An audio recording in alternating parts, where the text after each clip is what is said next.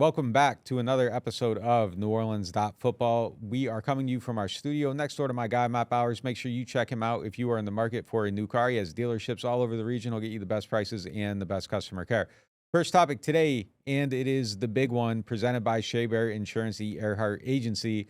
What is your current win total projection for the Saints? We aren't counting the draft. We aren't counting hypotheticals. Yeah. Just based on this today, March 17th, 10 a.m., what are you saying they're winning next season?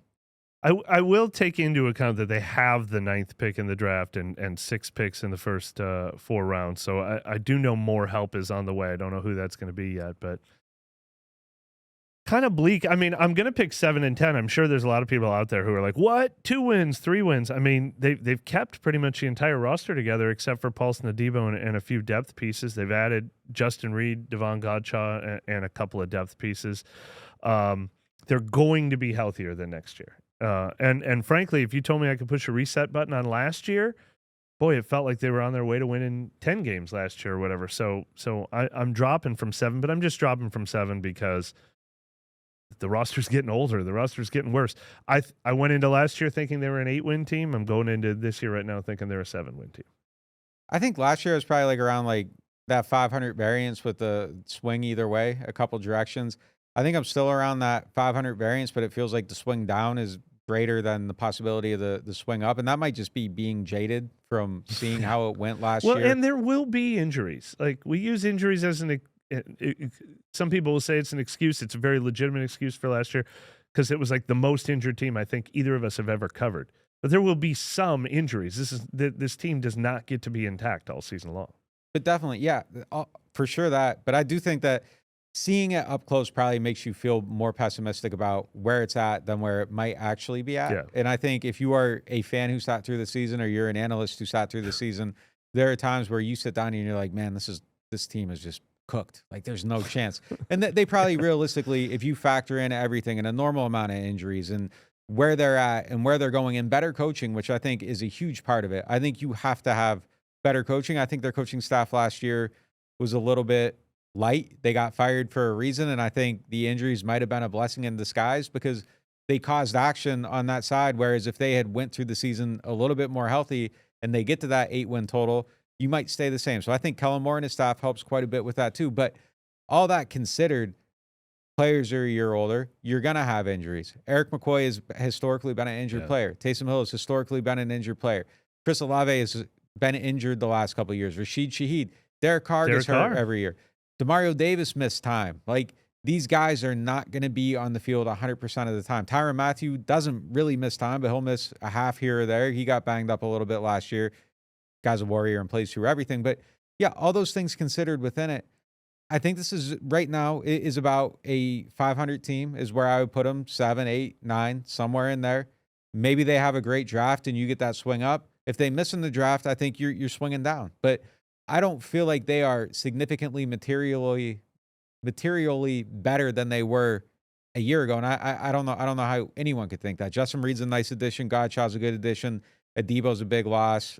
I just don't see where they've gotten way, way better to make you feel sunshine and roses about their possibilities going forward. This is probably an impossible question, but average health, what do we think last year's team was? Was it a 9-8 team, basically? Was it a...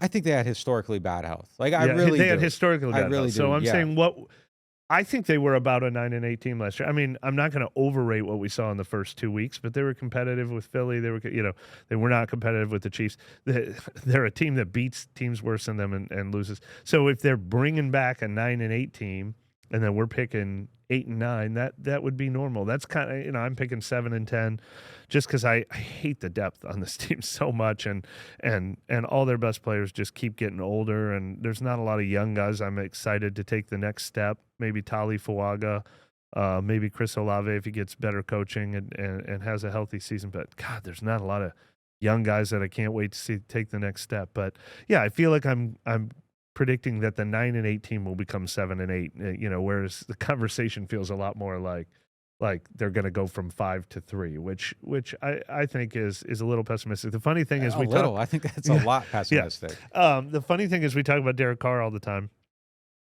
You know, he's 9-6 over his last 15 starts with the Saints. 9-6. I think people would guess that is 5-12. That he's a 5-12 quarterback. He's 9-6 over his last 15 games. Now, he only beats teams worse than him. He does not ever beat teams better than him.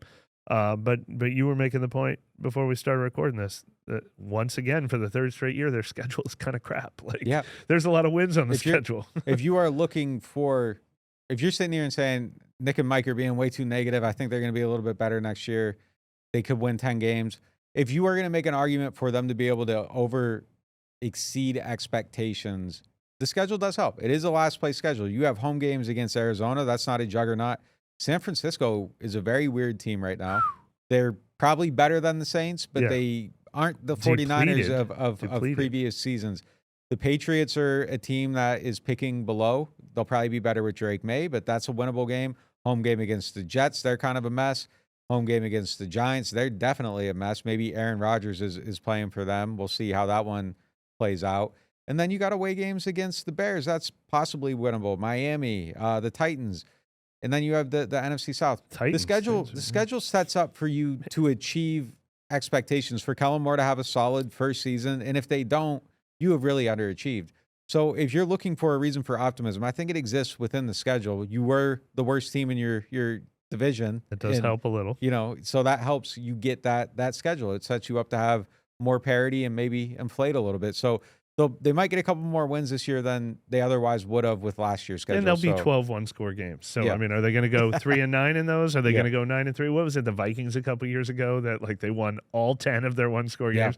And they like, won 11 or 12 games, and they went to the playoffs and just got creamed by the Brian Dable Giants because they were a fraud. But, you know, a lot of teams exist in that middle. Real quick, you mentioned it, the back when there used to be magazines. Do you remember magazines? It's crazy, yeah. They used to always have all right, here's the summary of the team's offseason. Key losses, key additions, or whatever. It's Justin Reid and Godchaw and maybe Isaac Yadam and the key additions. Key losses is what? Paulson Adebo, Will Harris, MVS. Like, are they even in losses and additions so far? Are they behind? I think they're quite ahead. I just tweeted this the other day. I'm going to read down the list. Justin Reid added, Godchow added, Yadam added, Jack Stoll added, Will Clapp and Jonah Williams all added. They kept Chase Young, Juwan Johnson, Dante Pettis. They lost Adebo, Will Harris, Valdez Scantling, Peyton Turner, and eventually Jamal Williams will probably hook on with it. I doubt he comes back. So he's a loss too. So not too bad. I think the overall add/kept is much higher than the last. This would look probably dire when you look at it through these terms. You know, each one of these signings was a little bit, hey, did they pay too much? Yeah. Is that cost too high? If you throw Chase Young and Juwan Johnson in into the losses, loss, and your additions are the Jonah Williams and Jack Stoll, that's really a tough place. I was reading some analysis yesterday just of the overall free agent market, and someone made a really good point. And man, I wish I remember where I read this, but their blurb on Juwan Johnson, it was that tight end is the one position in the league where the coaches probably most often look at it and go, yeah, but he'll be better in my offense. And that is a position where you look at someone and they're like, yeah, he'll fit here in this offense. Okay. They'll make use of his unique skill set. He has good hands and runs good routes. I will make him better than he was. That is probably the one position where your inflation of self and belief in your system probably impacts your analysis and cost evaluation more than any other position. Well, Kellen Moore shows me that, then I'll become a Kellen Moore believer if he because hits it, yeah. No one else has hit on him yet. I'm not going to say ahead in that, but you could maybe talk me into even. But look, Paulson Adebo is the best player on that list, and cornerback's the most important position on that list. Do Justin Reid, Devon Godchaw, and Isaac Yadam 3-for-1 counteract Paulson Adebo? No, because it's close. Corner's a premium position. Yeah, that's the one that kills you. It's just such a premium position, and a hole there is different than a hole anywhere else. And if they don't, but I also don't think hole, Paulson Adebo is definitely an $18 million player. No, I don't. They're projecting there too. But if you're evaluating just void versus void, I'd rather have a void at safety than a void at cornerback. And they have a void at cornerback right now. And if you could, in a perfect world, flip that and you get the top 20, Adebo was kind of rated a top 20 player, but if you get the best cornerback on the market or one of the best cornerbacks on the market and you flip it. Like I would rather have the best corner on the market than the best safety on the market every single time. So that is a big it's a big deal. I actually think they're slightly down. But Reid and Godchaux could give you a better run defense, and I'm probably underrating that, which was a huge thing for the Saints. I don't think Paulson Adebo is an impossible player to replace. So either. I agree So with that. if they draft one, maybe that offsets it a little bit, but we aren't considering the draft in this. That corner hold gives me a lot of insecurity about the overall health of the team. Yadam was really good here 2 years ago, but I think Dennis Allen's scheme really did a great job of hiding players. And then I think if you put him in this other one, I don't think you're getting the same results that you were 2 years ago. They had a weird thing going on where it just kind of felt like you could throw anyone in a corner and it didn't matter. Like Marshawn Lattimore was missing halves of seasons, and it got to a point where that was no longer a storyline. It's just he isn't there. They're going to put somebody in and they're going to be fine, and it's going to work week after week after week. I don't know that you get that same elevation in this system, and that really makes me nervous. Moving on to our next topic presented by Aaron Rose. We just kind of touched on it a little bit. Do you feel like the Saints need to make a significant investment at wide receiver and cornerback? They were in on two big names in free agency. Ward, who ended up going to Indianapolis, said on the radio this week that the Saints were in the lead until the end, and then the Colts came over the top and took them away, so they lost a big one there. And they were in it on Cooper Kupp until the end of that one, and then lost him to Seattle. Should they go make a splash there however they can? I think splash season's over, but if there's one out there. Splash is available at wide receiver, I think. Splash is quote-unquote. I mean, Amari Cooper's still out there, right? We've talked a lot about Keenan Allen, who makes so much sense to me because he plays that same style of position, gives you that physical receiver who can catch a lot of passes, who just 2 years ago caught 108 passes in a Kellen Moore offense. Like, why isn't Keenan Allen already on this team if they were willing to invest in Cooper Kupp? I'm just so torn. I mean, this has been the theme of half of our shows over the last 2 years. I'm just torn on. Yes, if I cared about making this team better, that you have to sign one more. I mean, especially since you had the budget allocated for Charvarius Ward or Cooper Kupp, that should mean you still have money you're willing to spend in the bank and go get Keenan Allen with that money. I don't know if there's an equivalent cornerback who I think is spending a lot of money on, but I guess Asante Samuel's still out there, right? I mean, I would have done that by now, except for the fact that, I've been advocating all along for the Saints to lick their wounds a little bit and just be mildly competitive this year and reset for the future. So I don't have to spend that money, but those are the two positions where I'd spend it, and I'm kind of surprised that they haven't gone on to a plan B since they showed us they were willing to sign guys at that level. Amari Cooper's season last season is terrifying, though. He had 500 yards, and then Matthew Berry had a tweet this week that said, someone asked him about Amari Cooper, and he replied to him. He said, "Amari is done. That's not me talking. That's from an offensive coach of a former team of his I spoke to at the Combine." That coming out with the numbers kind of and him sitting on the market still, that might not be a guy to invest in at this point. No, fair. But like a Keenan Allen, sure. I would be cool with that. I think that would be a good addition. I only mentioned that because of the word splash. They're still big names. Stephon Diggs still out there. I got one for you. How about Brandon Cooks? I don't think you need the little 6'2", 180-pound guy. I think Cooks doesn't play a little like Kupp at this stage. He doesn't work the middle of the field. I think he's always been kind of a little bit of a mechanical route runner, and I think you need some creativity in there. And he's had a lot of concussions throughout his career. I don't know if that's where you kind of want to put him. But yeah, I think if you can get a bigger body guy, I think that fits. But I think the Saints have a surplus of 6 foot tall, fast guys that aren't going to make a physical catch. That's true. The Mason Tipton theory is still out there somewhere.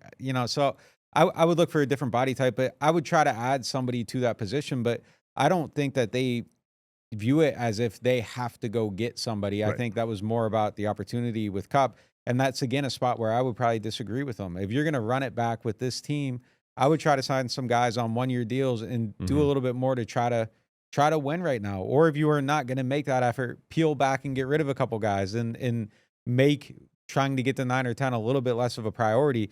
I think the frustration with the whole situation comes where it just kind of feels like it is stuck. Yeah. And There isn't a direction one where there isn't a foot in over here or a foot in over here. Like, they are just sitting on the raft in the middle, and there's just no movement either way. Yeah. I mean, that was the title of our last show. Are they stuck in the middle? And I mean, the answer is yes with an exclamation point. No doubt about it. Yeah. All right, we're going to hit a quick break here, and we will be back with more show. Rouse's Markets is voted best grocery store in New Orleans, best grocery store in Baton Rouge, Mississippi, Gulf Coast, Thibodaux, Houma, Hammond, Lake Charles, Mobile, year after year. Thank you for choosing us best grocery store on the Gulf Coast. Number one. Thank you. Thank you. The number one grocery store In Mississippi, Alabama, Louisiana. 1 million customers a week can't be wrong. Welcome to Rouse's. The NewOrleans.Football show is proudly presented by PJ's Coffee. PJ's Coffee has some of the best drinks that you can find. They have locations all over the city. They have pastries and everything else you need to get your day started. So go check them out. Looking for the best insurance coverage at the lowest price? Look no further than Chabert Insurance, the Earhart Agency. They are a local independent insurance agency right here in New Orleans, specializing in home, flood, and auto insurance. At Chabert Insurance, the Earhart Agency, their dedicated team will shop every available carrier in the market, ensuring you get the most comprehensive coverage at the lowest possible price. Why settle for less when you can have the best? Trust Chabert Insurance, the Earhart Agency, to protect what matters most to you. I do. I've been a client of theirs since 2021. Call them today at 504-326-6526 or visit them online at Protected by Chabert. That's 504-326-6526.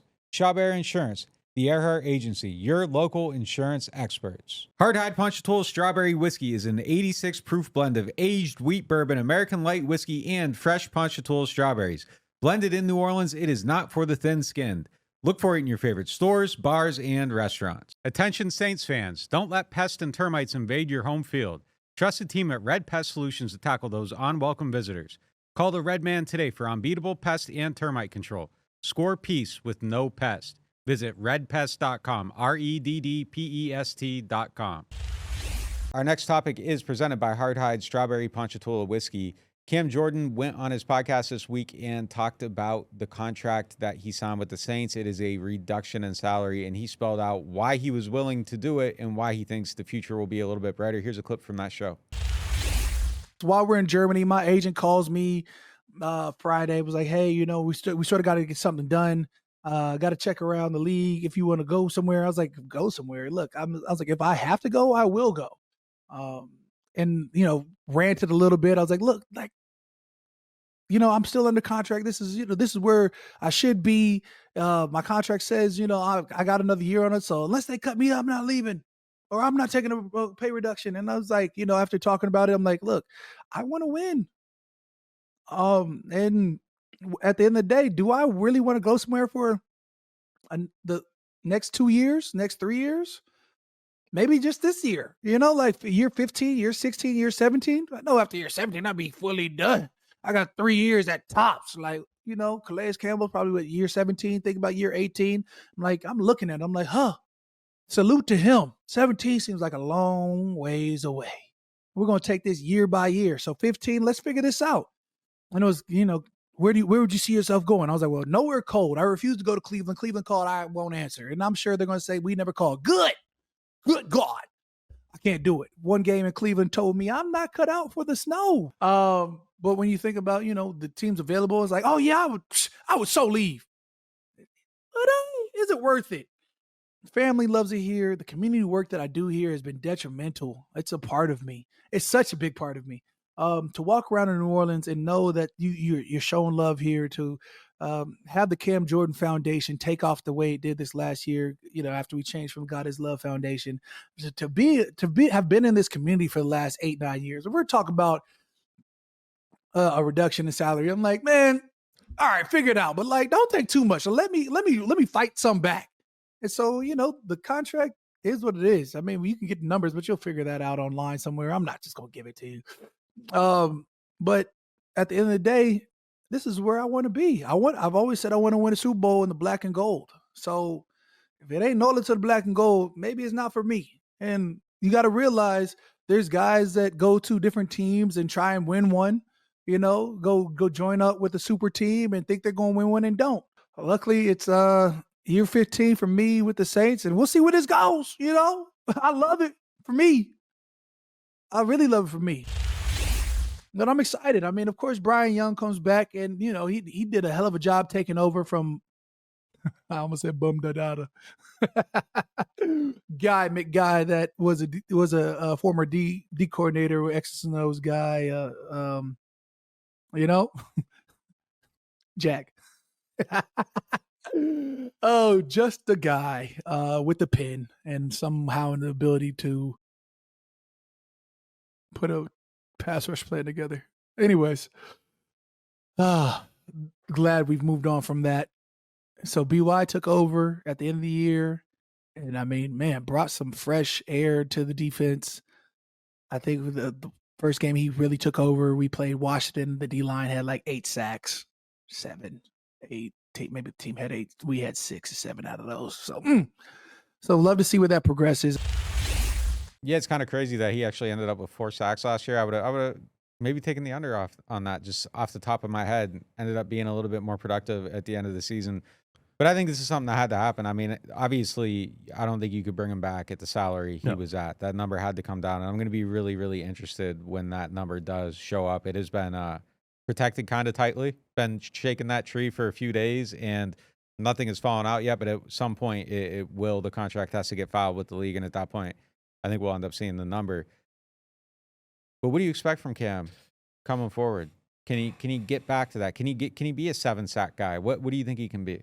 Yeah, I mean, it depends on situations. I don't know what the exact vision is for this defensive line. We'll find out if they're going to draft another pass rusher. That would still be number 1 on my list for the number 9 pick in the draft, although that's a best player available pick. They don't have to force it. But, I mean, Chase Young is back. Carl Granderson is back. Cam is back. Is Foskey ever going to be a thing? They've added defensive tackles. They have interior linemen now.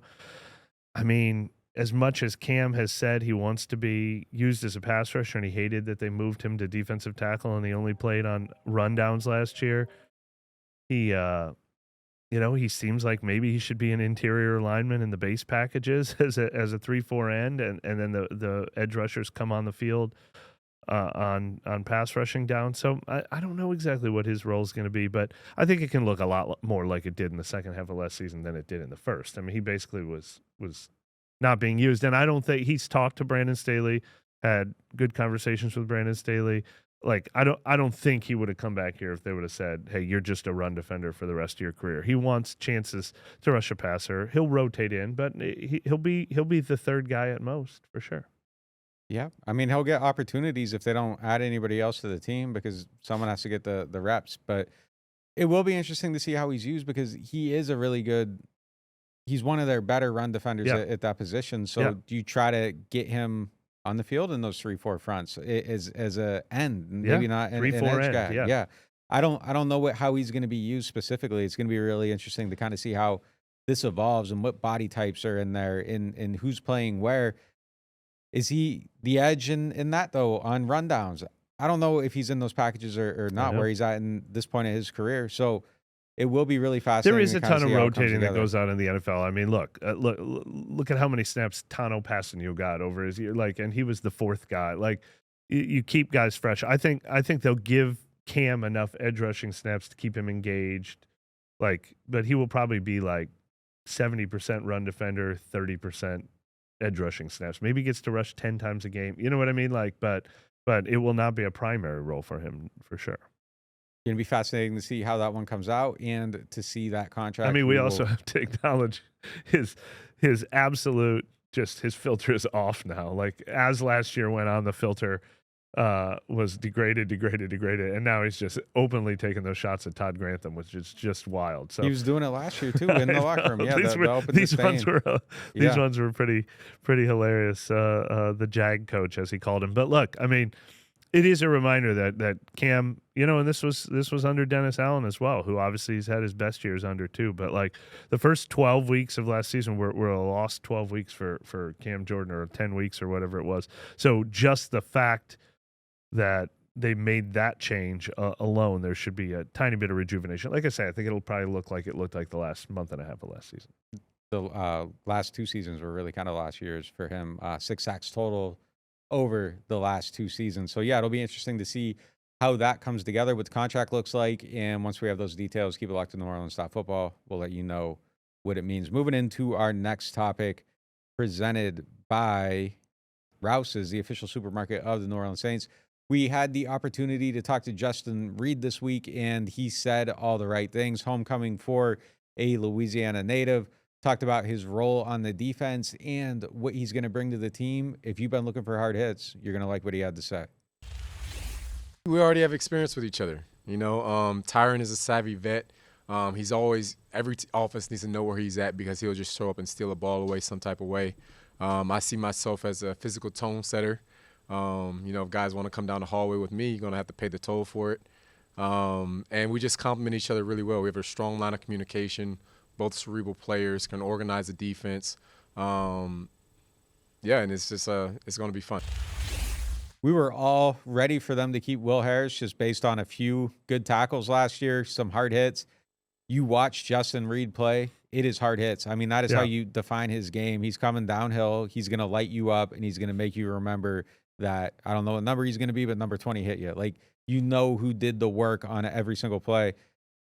I think this team desperately needs that. I think that's been a huge issue in their run defense. They haven't had good tackling up the middle. The safeties have been a part of that. That turns some of those 5-yard gains into explosive plays because you aren't getting that tackling. I think their screen defense and passes in the flats, all that stuff could be better. That's going to be Justin Reid's forte. I think getting him in a position where he is kind of more the downhill player and Tyron can be more of the pass defense player, I think it's something that's going to materially improve this defense. And I think this was a good signing for him, and I think they got it at a good value. For sure. I mean, look, it's kind of how I feel about running back. Yeah, that's a position where I think you can get away with having the cheap veteran, but it's way better to have a good player who's just coming off the best season, absolutely in his prime. And it's funny, like hard hitting, some people pride themselves on being hard hitters, like Alontae Taylor does it every once in a while. Kenny Vaccaro used to do it every once in a while, but he does it effectively, consistently. Like, he's really going to improve this run defense. There's no doubt about it. And it was probably very quietly and very secretly maybe what they needed most. And helping the run defense helps the pass rush, because if your run defense is good, then you're putting people into second and long, third and long. So it's with Reid, even more so than Godchaux, but with Reid and Godchaux, it's kind of a cheap but possibly a little bit of money ball there, a very effective way to make a lot of improvements without spending a ton of money. And obviously, the new addition to be most excited about with this team so far. No doubt about it. And it's something that makes their secondary better. But as we said, that cornerback position still remains a really, really big need, and it's something that they need to figure out overall. You don't want everything to be on your safeties as far as your secondary goes. Like, you need help at that cornerback spot. But Reid is versatile, and I think his fit is really good for this defense, and I think it's really, really needed. I've talked about this before. They like to play lighter boxes in their run defense, and you need that safety that can make those plays and can flow and get there. They like to try to hold their disguise in their run defense as well as pass defense.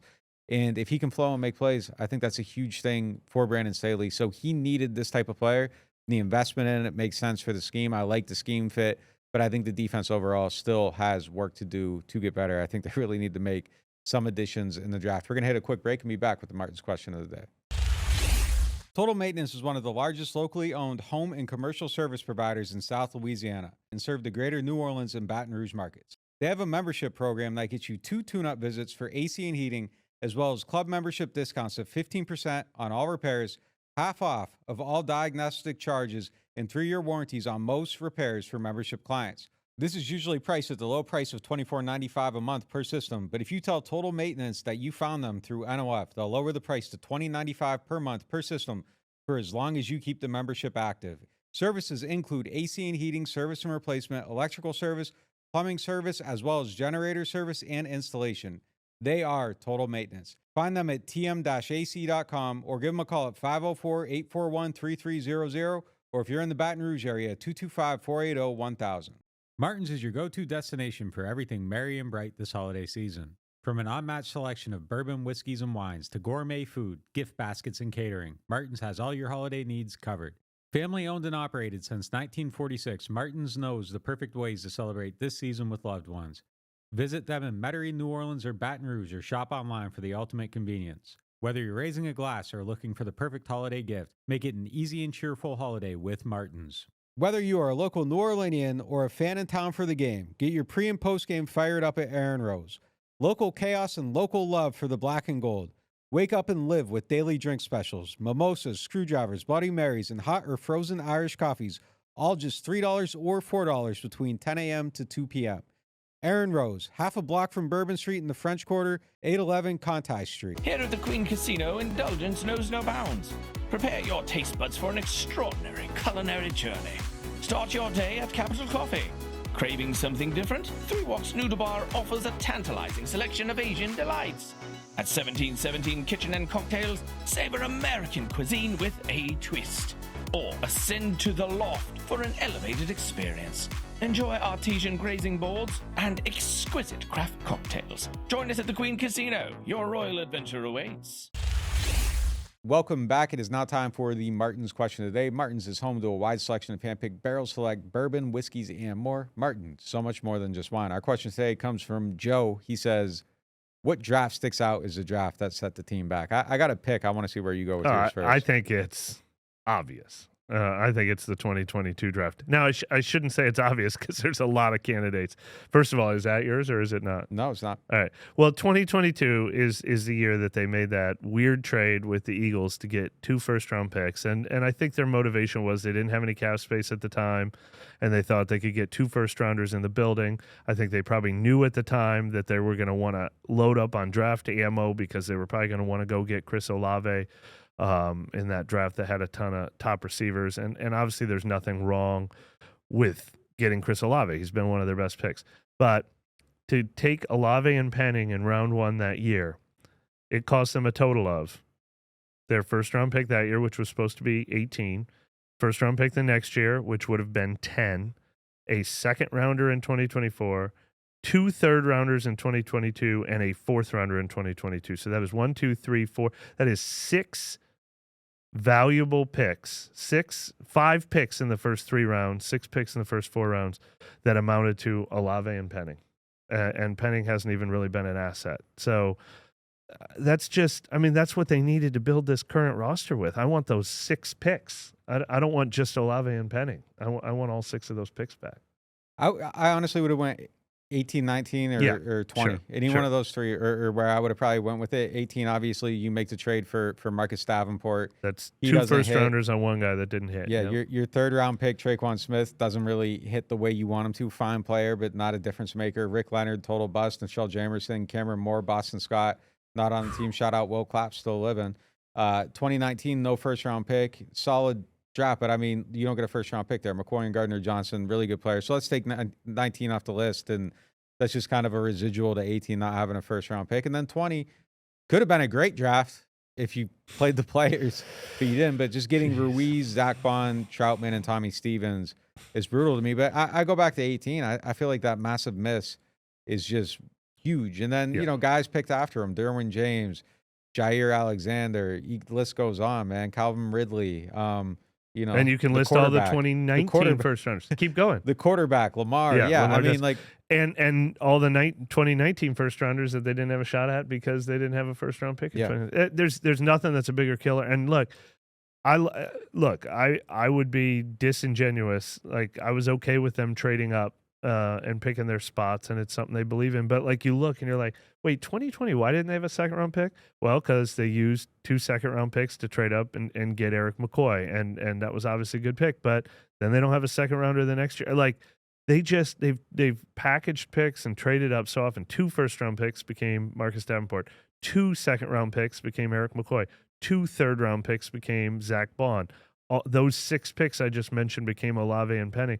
They just depleted their resources so much it makes it so that you can't miss. But one other just missing on the actual picks they made.